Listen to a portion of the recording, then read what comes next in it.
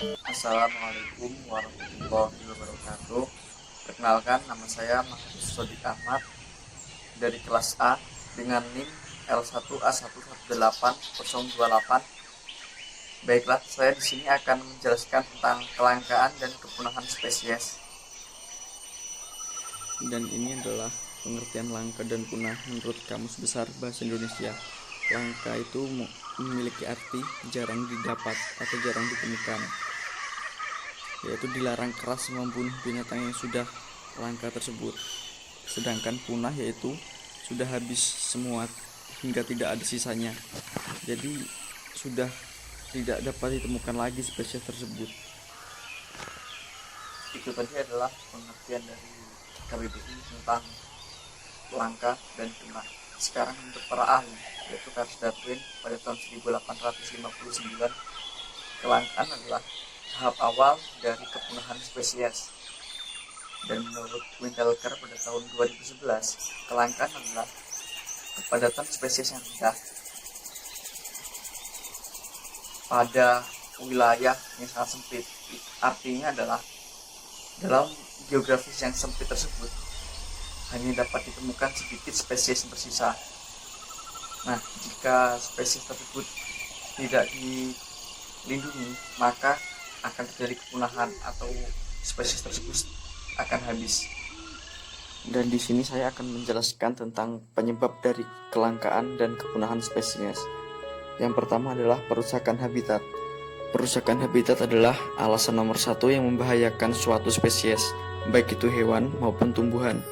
Manusia menghancurkan suatu habitat dengan berbagai cara. Contohnya seperti penebangan pohon di hutan, perusakan ekosistem hutan, penambangan, alih guna lahan, yaitu dengan cara membakar lahan. Hal tersebut dapat membuat spesies menjadi langka karena tempat tinggal mereka semakin berkurang, sehingga mereka tidak dapat menemukan makan dan tempat tinggal. Hal itu dapat menyebabkan spesies tersebut langka, dan jika tidak dilindungi, maka hewan dan tumbuhan tersebut akan menjadi punah. Perusakan habitat ini dilakukan hanya untuk kepentingan semata dan tidak memikirkan tentang kedepannya. Selanjutnya, penyebab dari kelangkaan yang kedua adalah polusi. Polusi ini dapat berupa tumpahan minyak, hujan asam, pestisida, sampah plastik, dan polusi udara yang telah mempengaruhi banyak spesies hewan dan tumbuhan. Saat hujan asam meresap tanah menjadi tempat yang tidak layak untuk ditumbuhi tumbuh-tumbuhan. Hujan asam juga mengubah unsur kimia air di danau dan di sungai dan akan membunuh ikan dan spesies lainnya. Selain hujan asam, yaitu penggunaan pestisida juga dapat mempengaruhi keberlangsungan spesies. Selanjutnya yaitu sampah plastik. Sampah plastik ini adalah menjadi masalah besar sampai sekarang. Sebagian besar masyarakat membuang sampah ke sungai. Sampah ini akan terus mengalir hingga ke laut. Padahal sampah plastik ini sangat lama terurainya. Dan jika sampai ke laut, hewan-hewan yang akan di laut akan susah membedakan apakah itu plastik dan apakah itu makanan, sehingga banyak dari hewan-hewan yang akan memakan plastik tersebut.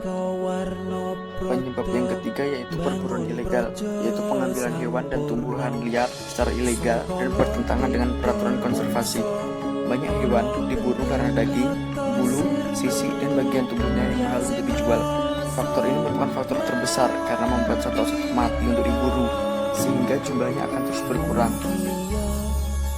Seharusnya pemerintah telah melindungi satwa-satwa tersebut agar tidak terjadi kepunahan.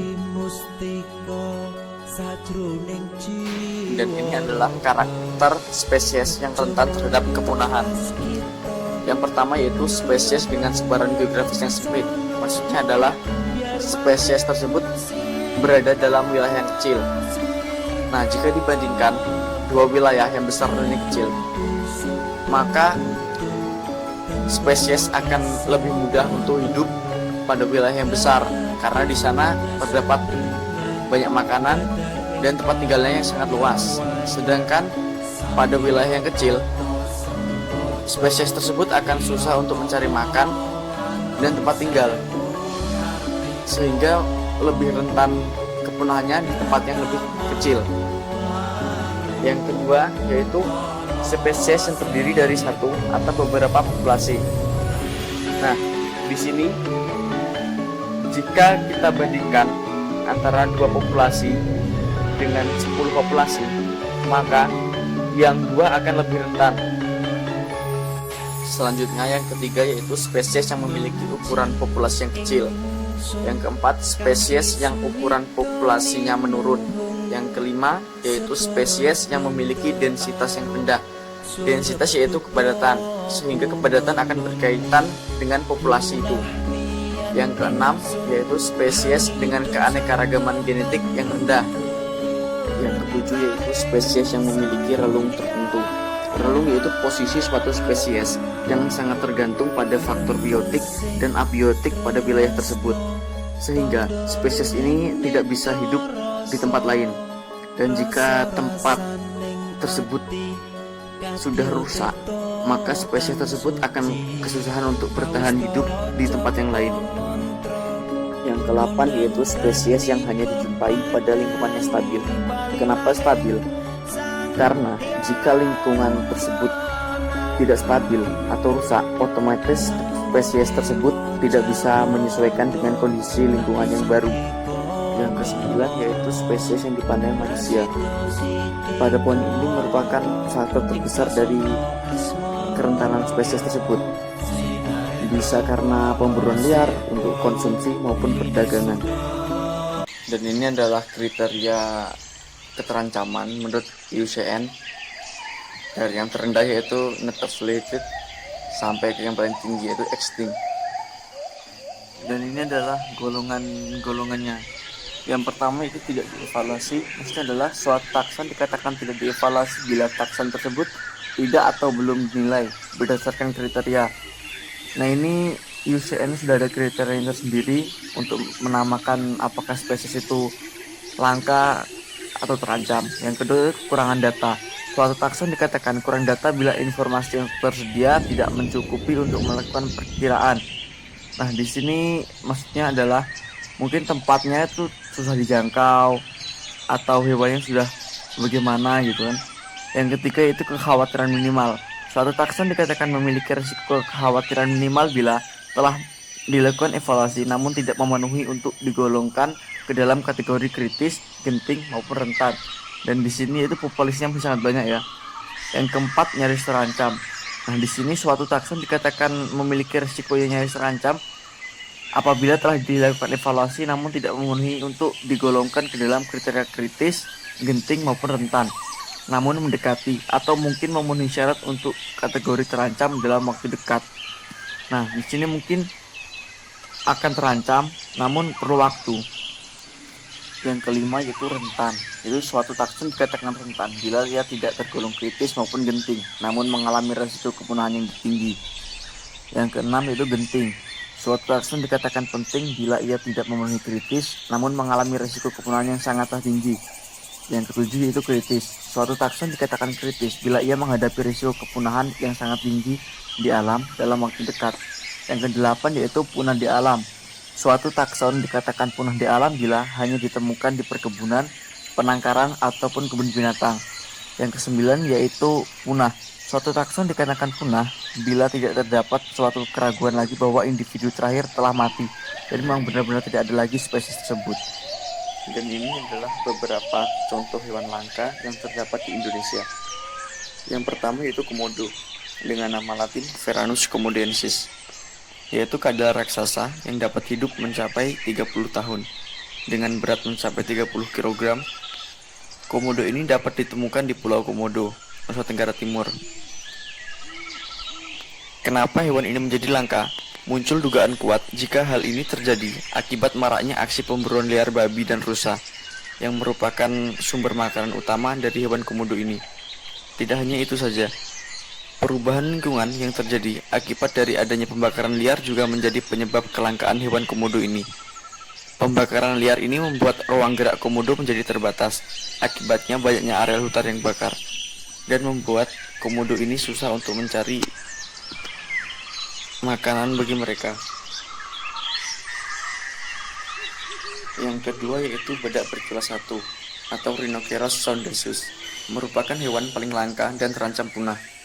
Ancaman terbesar saat ini adalah datang dari pemburu liar, kerusakan habitat, lamanya berkembang biakan, dan persaingan mendapatkan makanan antar binatang penghuni ujung kulon. Cula badak sejak lama menjadi populer untuk pengobatan tradisional Cina. Langkanya cula ini membuat harga dari cula badak menjadi mahal, sehingga banyak pemburu yang memburu culanya ini untuk dijual. Kekeringan di bagian barat Indonesia juga membuat sumber air tumpuan menjadi kering. Akibatnya rumput dan makanan badak menjadi langka dan susah untuk badak ini mendapatkan makanan. Selanjutnya, yang ketiga yaitu burung cendrawasih atau Paradiseidae sp, yaitu burung langka sang penghuni Pulau Irian. Penyebabnya yaitu pemburuan liar. Karena burung cendrawasih memiliki daya tarik tersendiri yang bisa dilihat dari bulu mereka. Tingginya minat orang membuat burung cendrawasih ditangkap secara paksa dan ilegal. Pada dasarnya, bulu dari burung cendrawasih ini diambil kemudian diperdagangkan dengan harga yang sangat mahal. Selain itu, burung cendrawasih juga kerap diperdagangkan untuk dijadikan hewan peliharaan. Habitat yang rusak bisa mengganggu perkembangbiakan mereka di mana tidak tersedianya lagi tempat. Dan juga habitat yang rusak menjadi penyebab berkurangnya tempat perlindungan mereka di alam. Dan yang keempat yaitu harimau Sumatera atau Panthera tigris sumatrae, merupakan hewan langka yang berasal dari Pulau Sumatera.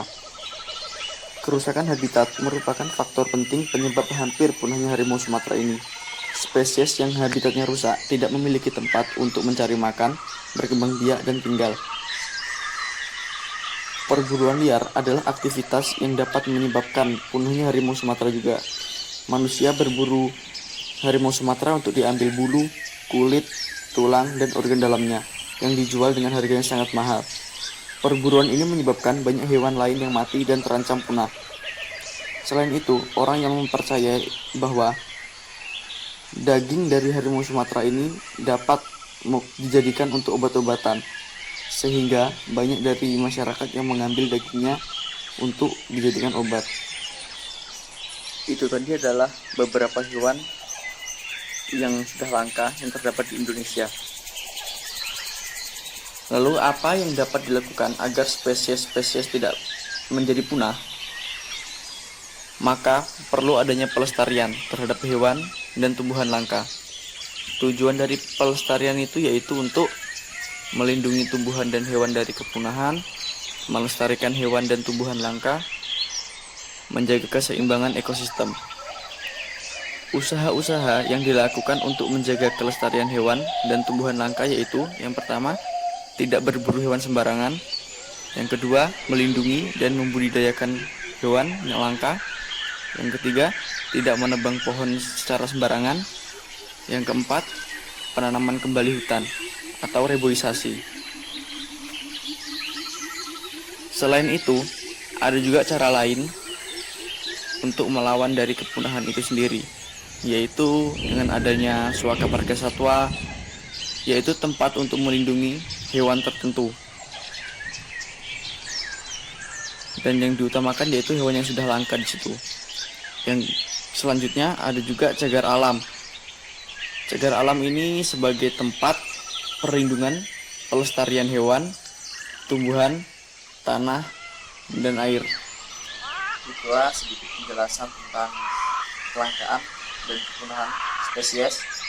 Semoga bermanfaat. Wassalamualaikum warahmatullahi wabarakatuh.